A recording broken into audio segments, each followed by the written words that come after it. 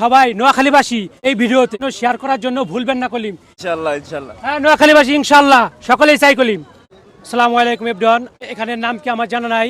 এক ভাইয়ের মুখ থেকে আমরা এখন শুনবো এখানের নাম কি। আমরা এসে ঢাকা সাভার থেকে, হেও সাভারের বাসিন্দার, কোম্পানিতে জব করে, যে ছুটি পার পরে এই বিজনেস দিয়ে বইছে। হ্যাঁ, আসসালামু আলাইকুম ভাই। ওয়ালাইকুম সালাম। কেমন আছেন আপনি? আলহামদুলিল্লাহ। আপনি কই থাকেন? আমি মূলত আমার দেশের বাড়ি হচ্ছে যে লক্ষ্মীপুর, আমাদের জেলা লক্ষ্মীপুর, থানা রামগতি। আমরা বর্তমানে সর হাসান হোসেন গ্রামে বসবাস করতেছি।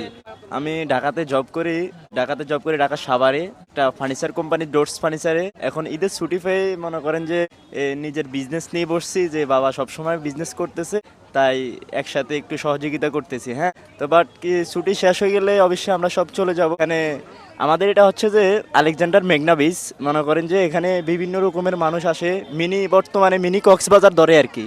মানে আমাদের এখানে প্রচণ্ড মানুষ, অনেক মানুষ, মানুষের ভিড় সব সময়ে থাকে। ঈদে যতদিন ছুটি আছে সব দিনে এরকম ধরনের মানুষ থাকবে, বিভিন্ন জেলা থেকে আসে।